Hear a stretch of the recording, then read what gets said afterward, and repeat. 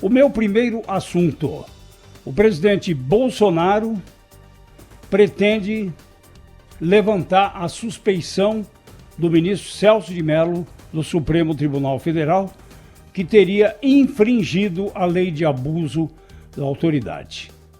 E é interessante notar que o ministro Celso de Mello, decano, que é o mais antigo, foi indicado por José a expensas de Saulo Ramos, grande jurista brasileiro, sempre foi tido como um sinônimo de excelência no direito, também na vida pessoal, de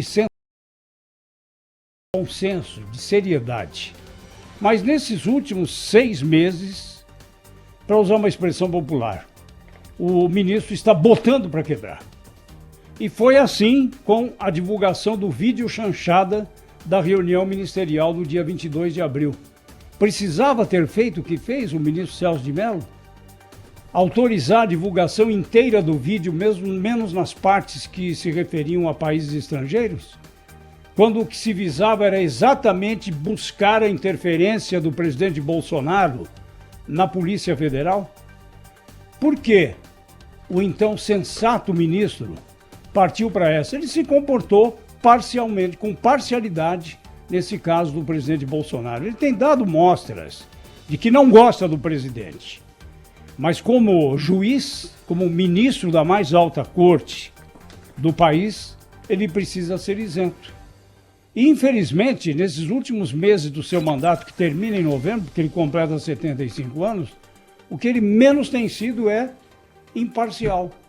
Então o presidente levanta aí uma tese que é muito interessante, a lei de abuso da autoridade, e que se encaixa perfeitamente na extrapolação que fez o ministro Celso de Mello nessa decisão de divulgar o vídeo daquela infeliz reunião ministerial.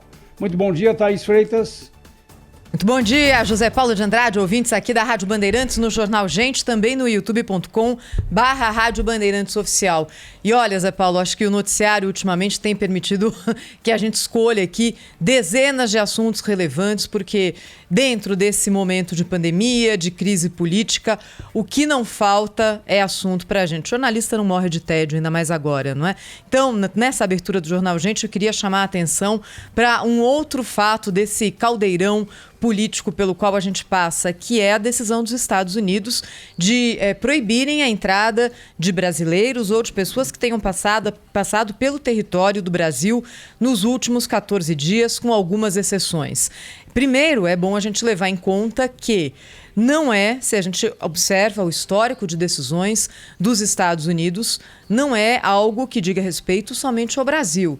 Isso já havia ocorrido em relação a toda a comunidade europeia lá atrás, no começo da pandemia. Então, o discurso de que é uma retaliação ao Brasil não se aplica, porque isso não aconteceu. Também a mesma medida foi aplicada pelos Estados Unidos em relação à China.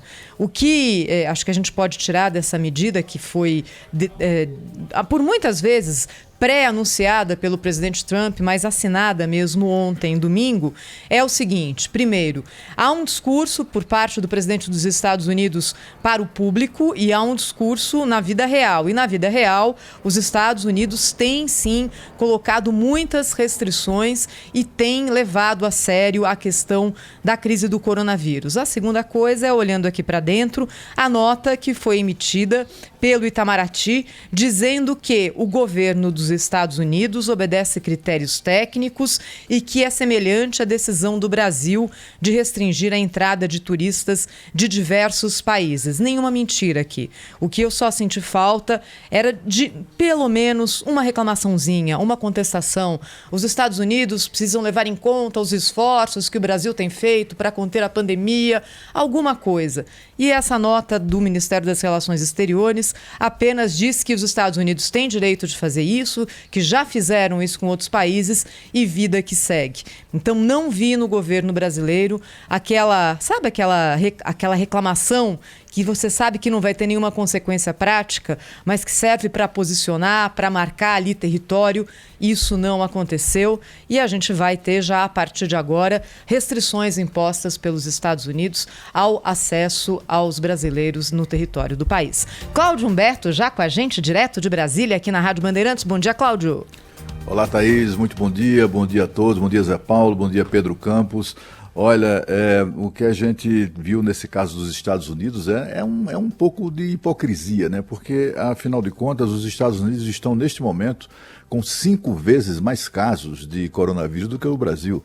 Não está em condições de ficar apontando o dedo para nenhum outro país, para dizer que horror que está acontecendo ali ou acolá, né? Porque, afinal de contas, são 5 vezes mais casos, são 4,3 vezes mais mortes. Nos Estados Unidos já se aproxima das 100 mil pessoas mortas.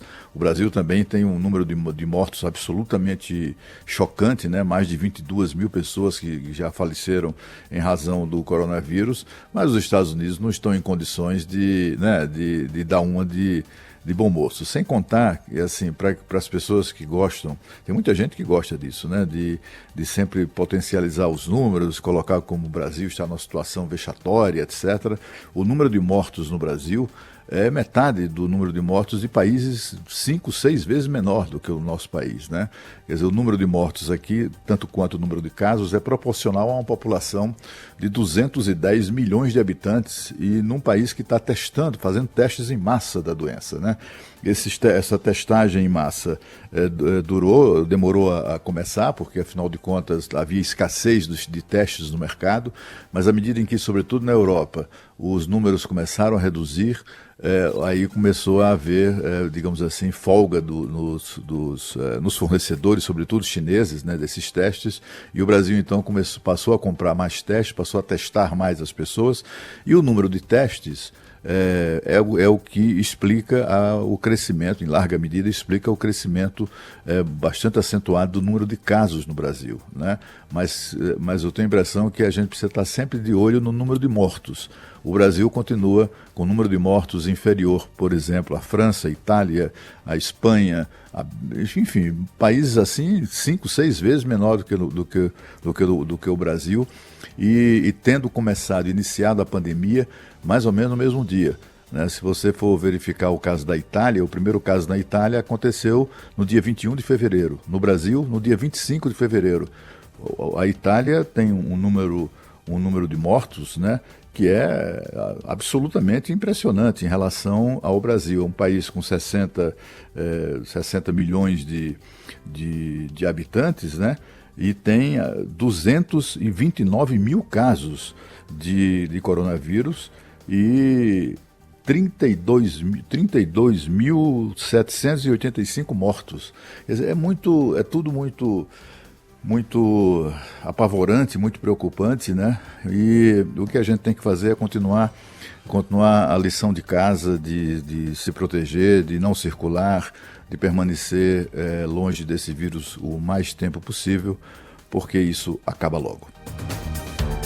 8h09. Em relação ao que o Zé Paulo disse aí, dessa declaração do presidente, né, de que o ministro Celso de Mello pode ser enquadrado na nova lei que traz aí previsões e aumenta as punições por abuso de autoridade, eu não acredito que a divulgação do vídeo se enquadra nisso. O presidente da República tem toda a razão de reclamar da divulgação do vídeo na sexta-feira, que, claro, que colocou aí muita lenha numa fogueira que já estava mais branda. No sábado, né, eu até comentava com o Zé Paulo aqui no Jornal Gente que foi mais ou menos o mesmo do que um juiz de direito obrigar um médico a mostrar a cirurgia do braço de um paciente e acabar o Supremo Tribunal Federal pedindo para que se deixe o paciente nu na frente de todos, né? Uma coisa muito menor ali, era uma discussão a respeito de um inquérito que apura uma possível interferência do ministro do presidente da República na Polícia Federal por denúncia do ex-ministro Sérgio Moro, e aí nós tivemos tudo aquilo que já corria nos bastidores de viva voz dos ministros da República. Mas acredito que alguns integrantes e alguns ofendidos conseguiram colocar ainda a questão ali no campo da serenidade e não revidar com o mesmo... a mesma ameaça trazida por esses ministros, o que é bom, né? O que é bom para não prorrogar esse assunto. O ideal mesmo era que o ministro Celso de Mello tivesse tido mais cautela e divulgado apenas os trechos ali que dizem respeito à conversa do Jair Bolsonaro sobre Polícia Federal, sobre a área de segurança do governo. Isso teria sido melhor para todo mundo. O Procurador-Geral da República, que é a autoridade, nesse momento, responsável por analisar todo esse material que já foi colhido pela Polícia Federal e dizer à sociedade se há algo para se seguir nesse caminho, durante o fim de semana assistiu o vídeo e deve se pronunciar aí pelos próximos dias. E é isso que nós temos que ter, né? A conclusão do Ministério Público Federal a respeito de todos os elementos. Não acho que tenha um elemento cabal ali que possa trazer prejuízos para o presidente da República, né? A soma de fatores pode sim avançar a investigação e se chegar a um outro patamar, mas não há, sem sombra de dúvida, né? E os juristas têm sido quase que todos aí unânimes, né? Em afirmar que a reunião ministerial foge muito daquilo que é o esperado, né, para uma reunião entre ministros de uma nação, ainda mais no momento de pandemia, mas nada que possa ser determinante para concluir que o presidente da República queria interferir na Polícia Federal. São 8 horas e 11 minutos, um esclarecimento aos ouvintes. Depois de 20 anos na casa, Rafael Colombo encerrou ontem a sua participação no grupo apresentando o Canal Livre da TV Bandeirantes. Já há alguns anos aqui no Jornal da Bandeirantes Gente, firmou a sua imagem de grande jornalista, isso chamou a atenção da concorrência e nós o emprestamos. Certamente ele poderá voltar mais à frente, como muitos já o fizeram, e será recebido de braços abertos. Boa sorte, Rafael Colombo. Zé Paulo, sobre os temas que você trouxe e também o Pedro, eu queria... Pedro, eu não vejo como não considerar que o artigo 28 da Lei de Abuso de Autoridade não se aplica a esse caso aí do Celso de Mello. O artigo 28 dessa lei, Lei 13.869, diz textualmente o seguinte, que é abuso de autoridade, divulgar gravação ou trecho de gravação sem relação com a prova que se pretenda produzir, expondo a intimidade ou a vida privada ou ferindo a honra ou a imagem do investigado ou acusado. Esse artigo me parece até feito para esse caso, né? É um artigo da Lei de Abuso de Autoridade meio que premonitório. Eu andei conversando com ministros, tem gente no governo que acredita que Celso de Mello fez isso, não só pela antipatia que é clara pelo presidente, né, da República, mas pela frustração de não ter sido encontrado no vídeo aquele batom na cueca que o autorizasse, por exemplo, a tomar medidas mais rigorosas, digamos assim, e dar acolhida à acusação que não resultou provada de que o presidente da República tenha interferido ou tentado interferir na Polícia Federal. Então, no Planalto ali, as pessoas estão meio que acreditando que, como frustrado diante disso, diante do que o vídeo demonstrou, o vídeo mostrou um monte de coisa, só não mostrou isso, né, claramente. E aí ele, com raiva, mandou divulgar tudo que era sabendo que isso aí provocaria, com isso ele estaria tocando fogo no circo, que foi exatamente o que a gente viu acontecer, né? O fato é que os palavrões, né, a falta de urbanidade a que se referiu à entrevista à Rádio Bandeirantes o ministro Marco Aurélio, essas coisas todas causaram ali muito falatório, muito frisson. Os bolsonaristas adoraram, né? Claro que sim, a gente viu isso nas redes sociais, aquele discurso calafundo junto aos bolsonaristas, mas de qualquer maneira a divulgação do vídeo gera ou amplia, né, desnecessariamente uma crise política que não interessa ao Brasil neste momento, no momento que a gente está se debatendo aí contra o vírus, o novo coronavírus. É claro. Agora, né, quem Cláudio, é que vai aceitar essa acusação de suspeição contra o decano? Quem? O Conselho Nacional de Justiça? Não, ninguém.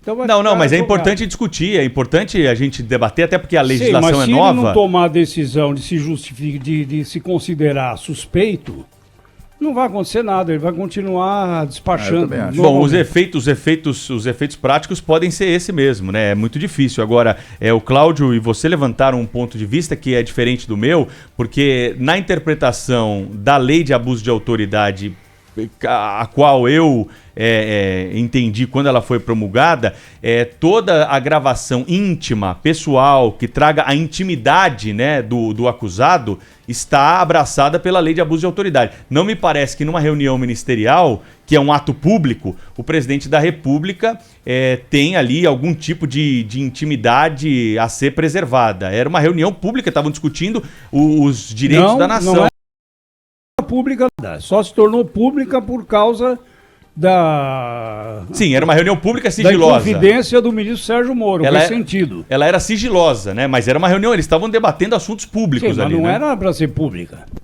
Mas o que o artigo da lei diz é que é crime divulgar gravação ou trecho de gravação sem relação com a prova. Aí vai nos casos Aí da é que intimidade, pega. né? E É fala bem que assim, você falou, exatamente. viu, Cláudio? Parece Ou- premonição mesmo. Encaixa direitinho aí. E direitinho, assim, o artigo 20, divulgar a gravação ou trecho de gravação sem relação com a prova, e lá no final diz que atente, né, contra a imagem do investigado ou acusado. Eu acho que é aí que pega, mas não vai acontecer nada. Eu também acho como o Zé Paulo, porque no Supremo Tribunal Federal suas excelências são absolutamente inatingíveis, né, se comportam como se fossem, e vai ver, são mesmo, né, deuses do Olimpo. Então eles estão lá de lá de cima lançando as suas leis, seus raios, né, atingindo as pessoas, enfim, quem queiram atingir, sem nenhum risco de pagar por isso. É verdade. Mais uma vez divulgado o vídeo, devido ou indevidamente, a gente sabe o que aconteceu naquela reunião, não é? E acho que muito mais do que a questão da linguagem, enfim, cada um escolhe a forma como se manifesta. Eu não vou ficar aqui com esse tipo de policiamento. Não acho que seja adequado, mas enfim, não me parece que seja esse o principal.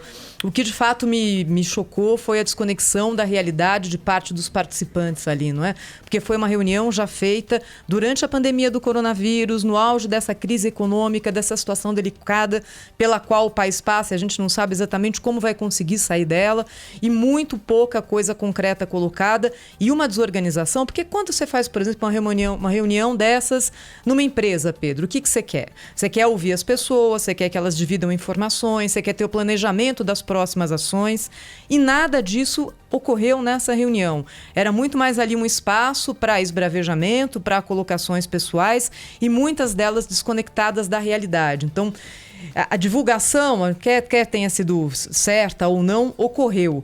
E aí a gente tem que lidar também com o que estava ali naquele vídeo, né? Essas reuniões ministeriais podem ter caráter geral, né, para discutir assuntos gerais mesmo da administração, cada ministro coloca a sua parte, etc., coloca, enfim, o que lhe convém, o que considera mais pertinente para aquele tema, para o conhecimento do governo, mas também há reuniões ministeriais temáticas, que são convocadas com um objetivo específico. Eu acho que foi esse o caso. O presidente Bolsonaro convocou a reunião ministerial, e que, aliás, nem sequer estava prevista, foi uma coisa meio feita de um dia para o outro, né? Ele decidiu fazer essa convocação para dar uma chamada geral, defendam o governo do qual vocês fazem parte. Você vê que é esse o tema, né? Defendam, tem que defender, vocês não seriam ministros se fosse aqui outro presidente, os senhores não seriam ministros. Então defendam o seu cargo, defendam o seu governo, defendam o presidente, é preciso que um defenda o outro, mas só que ele disse isso nos termos dele, nas expressões que ele costuma usar, usando palavrões, etc. e tal. Ontem, inclusive, o líder do governo, que a gente já entrevistou aqui algumas vezes, o líder do governo no Congresso Nacional, o senador Eduardo Gomes, né, do MDB Tocantins, ele fez uma coisa interessante.